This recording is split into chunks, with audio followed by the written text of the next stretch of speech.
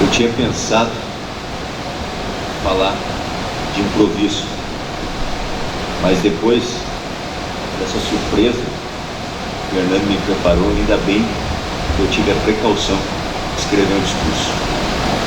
Não teria, evidentemente, condições emocionais. Eu queria cumprimentar a representante da mesa diretora, deputada Zilá Bragenbach, e em seu nome estender, deputada Zilá, a nossa saudação a todos os parlamentares que estão aqui presentes. E pedir licença para estender a saudação a todos os integrantes do sistema de justiça aqui presentes, na pessoa do Procurador-Geral de Justiça, meu parceiro de tantas caminhadas, um grande amigo que se tornou, Marcelo Lemos Dornelles. E aos amigos que aqui comparecem, em grande número, na pessoa de um amigo que também conquistei nessa trajetória, nessa caminhada, que é o deputado Hernando Collor. Em seu nome, e no nome do prefeito de Porto Alegre, em exercício, Denir Sequim, do prefeito da minha cidade natal, Milton Schmitz, e de um prefeito do coração, Jorge Pozobon, estender a minha saudação a todos que aqui comparecem. E começo dizendo que não há dúvidas, como foi ressaltado, que essa homenagem se deve, mais do que tudo, ao trabalho como profissional, como promotor de justiça, primeiramente, e também como Procurador-Geral de Justiça. Assim sendo, ela é uma homenagem ao Ministério Público.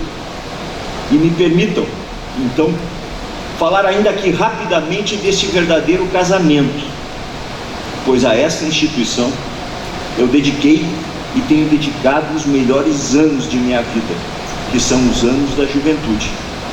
E a ela agradeço tudo aquilo que me retribuiu. Em 1998, portanto há 24 anos, eu então com 24 anos de idade, doutor Roberto, ingressei e fui empossado promotor de justiça. Trata-se de um contexto de elevada responsabilidade em que cada membro do Ministério Público presta o compromisso solene de cumprimento da ordem constitucional, da ordem legal, hipotecando como garantia dessa tarefa a sua honra e a sua dignidade. Foi o que sempre persegui ao longo da trajetória profissional. Jamais busquei, jamais permiti me afastar desse objetivo por um só dia que fosse. E isso porque, a exemplo de tantas outras carreiras, esse não pode ser considerado como um emprego ou como uma tarefa burocrática, exercida apenas dentro de um gabinete. Como tem o dito popular, deputada Zilá, o difícil é a vida, pois é na vida, o cotidiano de um promotor de justiça, que deve demonstrar muito trabalho, estudo intenso e atenção constante. Mas não é só isso.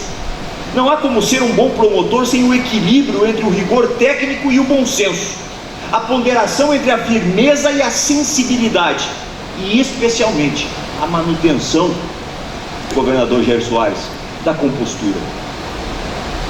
Eis aqui o mais difícil, inatingível para alguns.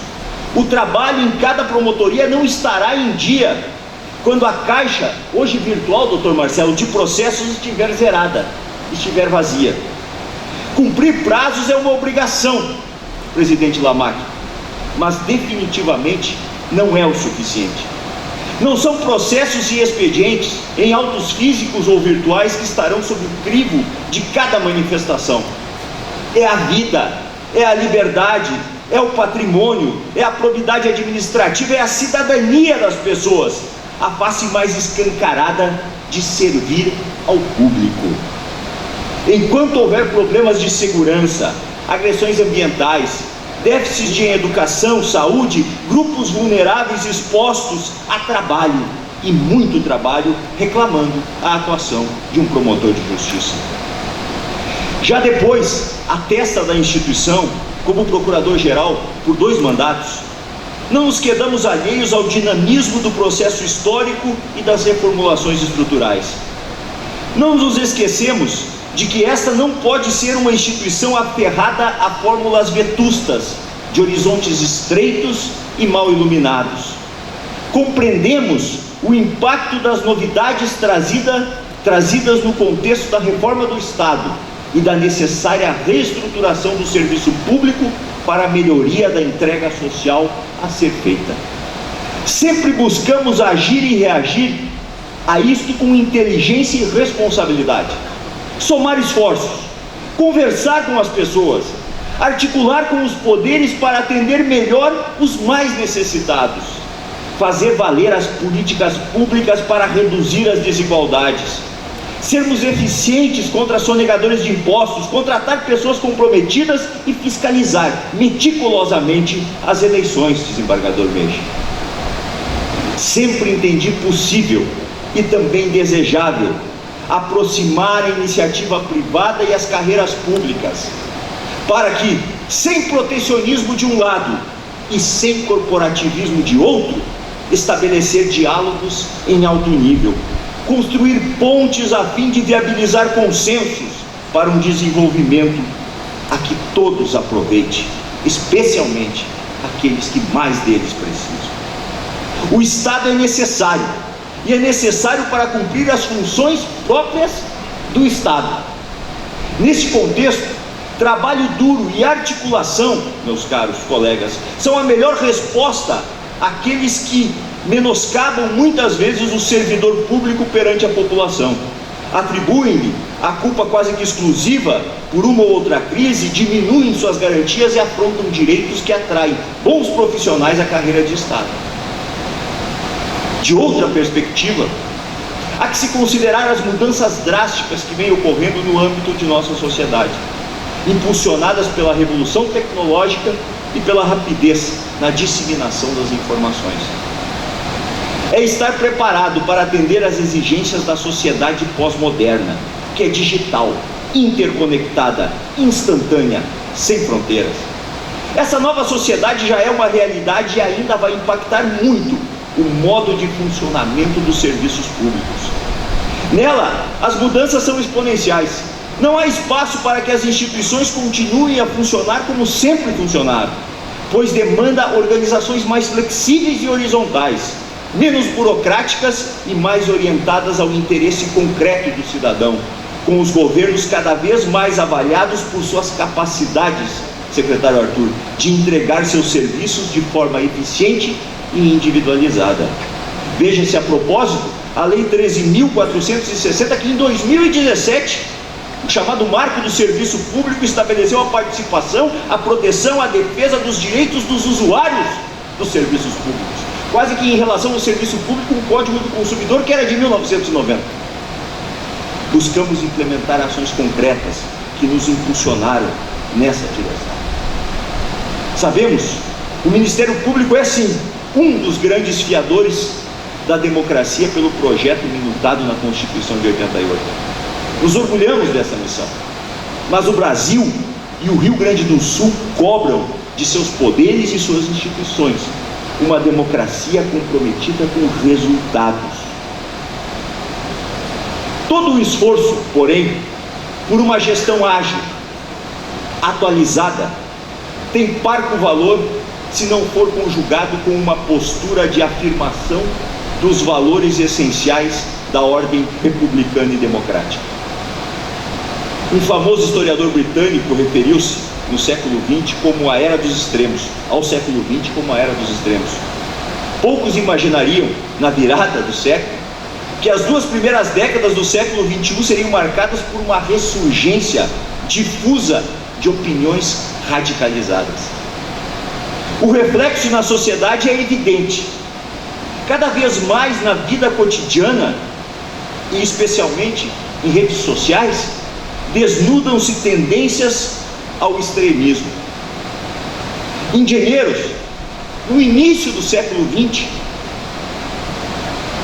alertavam que onde todos podem falar, calam ilustrados, os enriquecidos preferem escutar os mais vis enganadores. Quando o ignorante se crê igualado ao estudioso, o fanfarrão ao apóstolo, o parlapatão ao eloquente e o mentiroso ao digno, a escala do mérito desaparece em uma vergonhosa nivelação da vilania. Os que nada sabem acreditam dizer o que pensam, ainda que cada um apenas acerte repetir dogmas ou auspiciar voracidades. Esse achatamento moral é mais grave que a aclimatação da tirania. Ninguém pode voar onde todos se arrastam. A opinião própria, outrora uma virtude aplaudida, pois conotativa de cultura e de estudo, tornou-se um arremedo, uma ideia fixa que as pessoas adotam como arma de guerra contra quem quer que seja, amigos, familiares, colegas, desconhecidos. A certeza absoluta toma conta do debate, que se torna raso, extenuante e pouco esclarecedor. Ignoram a sentença de Shakespeare: o herege não é aquele que arde na fogueira, mas aquele que a acende. É preciso exercitar, deputado Hernani, a virtude da tolerância. É o único remédio. Esta, como dizia Bobbio, não implica a renúncia à própria convicção firme, mas implica pura e simplesmente a opinião de que a verdade tem tudo a ganhar quando suporta o erro alheio, já que a perseguição, como a experiência histórica demonstrou com frequência, em vez de esmagá-lo, reforça. Se o outro deve chegar à verdade, deve fazê-lo por convicção íntima e não por imposição.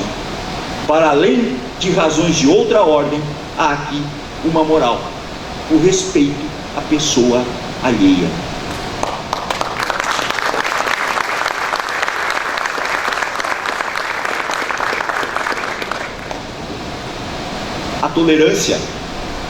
A tolerância dos ideais alheios, novamente é Engenheiros que fala, é a virtude suprema daqueles que pensam.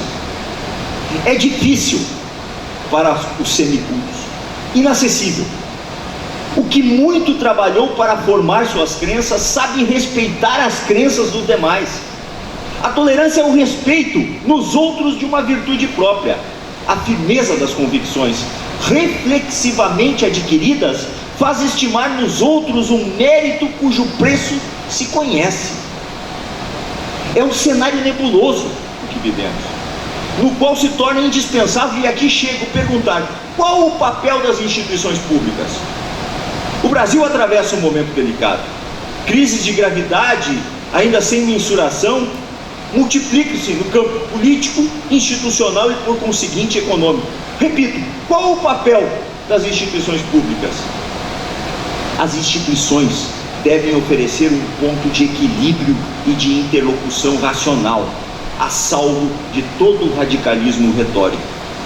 Ao contrário do que dizem muitas críticas fáceis e anônimas, não há saída fora da razão, fora do direito e fora da democracia.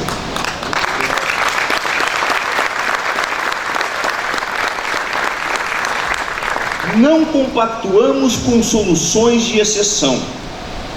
Diante do discurso negativo e efêmero, amplificado por plataformas digitais, as instituições devem abraçar sempre o caminho da ponderação, da sensatez, do diálogo e do respeito à ordem jurídica.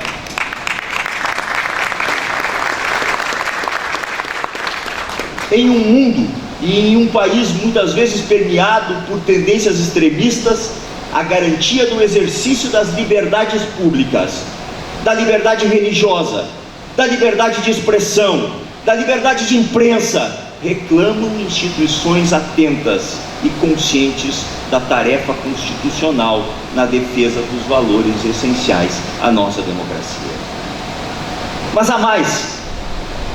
Em uma sociedade até recentemente atormentada, como falou o deputado Hernani Polo, pelo medo da doença, como vivemos na pandemia, pelo rearranjo atual de uma nova ordem geopolítica mundial que vai vir no pós-guerra, na situação que encontramos na Eurásia, pelo receio do empobrecimento, o nosso papel das instituições é também o de afirmar o valor da solidariedade.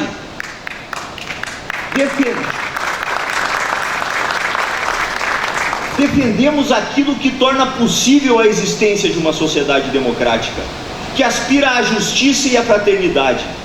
Defendemos os valores humanitários que são universais e que são um mote de nossa atuação. Em tempos difíceis, é ainda mais importante lembrar aos outros e a nós mesmos os valores básicos da decência humana e de que nenhuma crise pode ser vencida sem compaixão, sem empatia e sem bondade. Em todas as grandes provações da história da humanidade, os indivíduos, as sociedades, as instituições são testadas. Thomas Paine, um político britânico e um dos pais da Revolução Americana, é bem verdade, dizia que a história nada prova, senão os nossos erros, dos quais nós devemos nos libertar. Que possamos aprender essas lições na história. Não tenho dúvida de que superaremos todas as crises, mas tão importante quanto vencer as dificuldades é a maneira como nós o fazemos. Mas hoje, meus caros, é dia, para além dessas referências, é dia de agradecer. É de Sêneca a frase: quem acolhe uma homenagem, um benefício com gratidão, paga a primeira prestação da sua dívida. Eu estou com um débito moral enorme, gigante, com todos vocês que pessoalmente vieram compartilhar esse momento. Muito, muito obrigado. Um agradecimento àqueles que não puderam estar aqui, mas me distinguiram no vídeo, por telefone, com centenas de mensagens, muitas delas emocionantes, e tantas outras que ainda não consegui ler e sequer responder.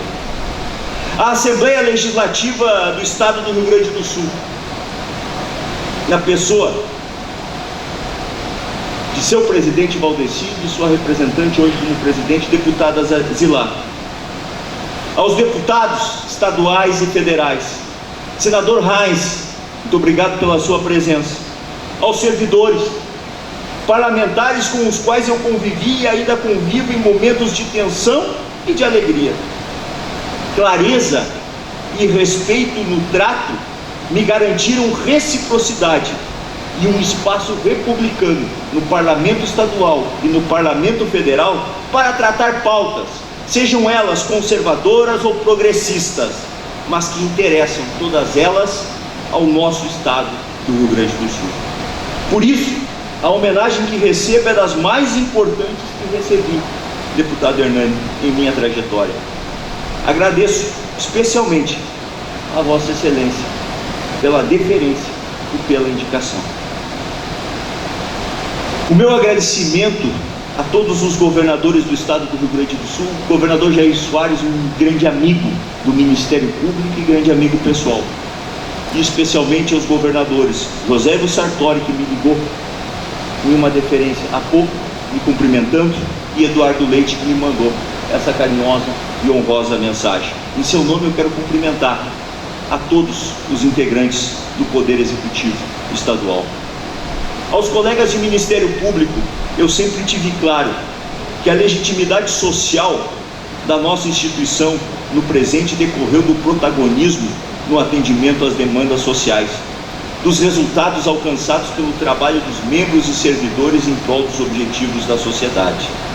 Cada promotor, cada procurador de justiça, ao seu tempo e ao seu modo, alicerçaram o Ministério Público na atualidade.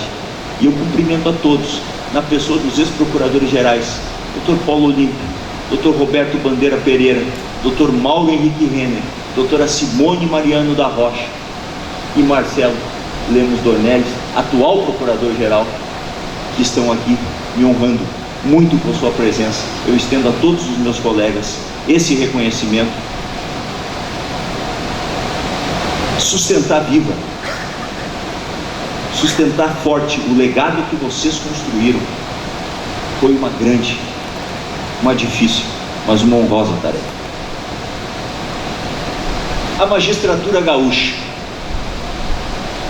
meu caro desembargador Alberto, composta por homens e mulheres cultos e íntegros, que na minha trajetória profissional, muitas vezes, ao decidirem, evitaram as consequências dos meus erros, e também, outras vezes, exaltaram a lucidez dos acertos. Eu tenho orgulho de dizer que com eles convivi e convivo por tanto tempo, sem me deparar com um ambiente toldado pela sombra de um só atrito que não fosse passível de resolução pelos meios processuais adequados.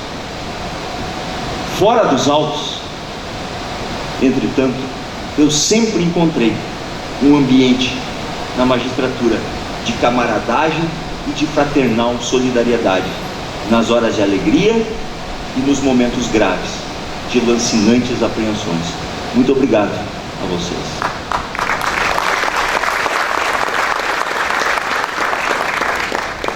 Aos advogados, meu caro Leonardo Lamac, aos procuradores, meu caro Vitor, procurador-geral do Estado em exercício, aos defensores públicos, meu caro Antônio Flávio, eu quero dizer que muitas vezes, em lados opostos, eu nunca, da minha cadeira e da minha posição como promotor de justiça, me sentei hierarquicamente em relação aos causânticos, olhando-os de cima para baixo. Não, comigo, todos eles sempre foram cavalheiros destros e gentilíssimos, pioneiros, vigilantes que iluminavam o caminho e tornavam visível a meta comum da verdadeira justiça. Nesse momento, eu gostaria que a Ordem dos Advogados do Brasil, a Procuradoria-Geral do Estado e a Defensoria Pública recebessem todo o meu reconhecimento por sua inestimável cooperação. A imprensa, aqui representada por bem orientados e cultos jornalistas, que chamam a atenção do público para o importante, divulgam e apoiam, criticam e protestam. Desta tribuna eu envio o fraternal aperto de mão deste amigo constante e perenemente grato à imprensa do Estado do Rio Grande do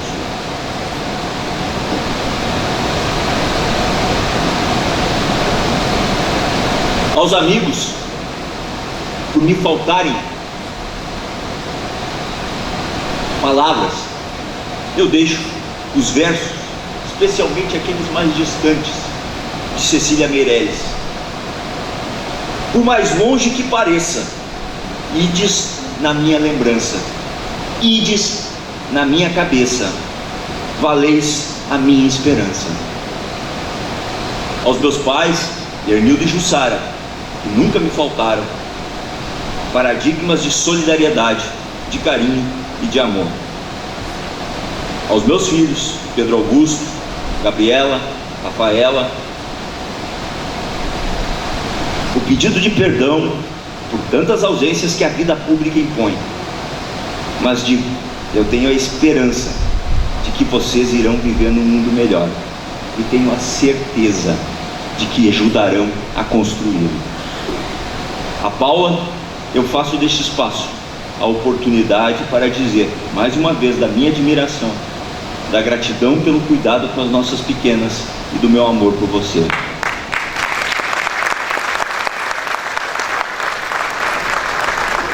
Carrego a experiência pessoal e profissional de 2 décadas e meia, reforçada pelo exercício da chefia institucional em 4 anos.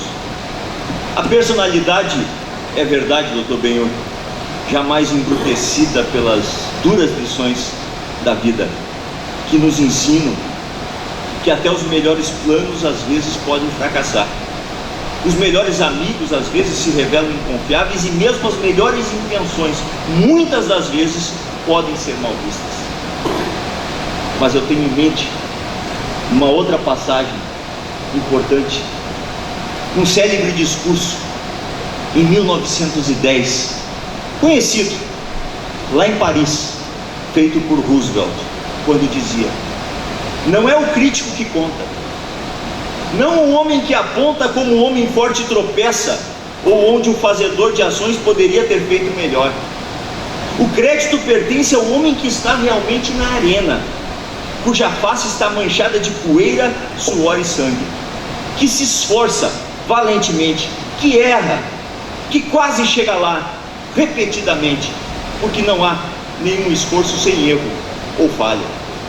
Mas quem realmente se esforça para fazer obras, quem conhece grande entusiasmo e devoção, que se consome numa causa digna, que no melhor dos casos conhece no final o triunfo da alta realização, e que no pior dos casos, se falhar, pelo menos falhará tendo ousado, de modo que seu lugar nunca estará com aquelas almas frias e tímidas que não conhecem a vitória e nem a derrota.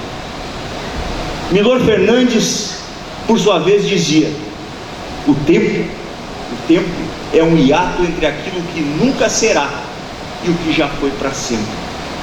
Só há um tempo para vivermos, só há um dia em que podemos fazer algo, hoje. Nada podemos fazer ontem, nem amanhã. No meu hoje, junto com vocês, eu fico com Fernando Pessoa. Nada sou, nunca serei nada, não posso querer ser nada. A parte disso, tenho em mim todos os sonhos do mundo. Tenho em mim, nesse momento, Hernani Polo, um coração alegre e estufado de orgulho pela homenagem que você e todos esses amigos me consideram. Muito obrigado.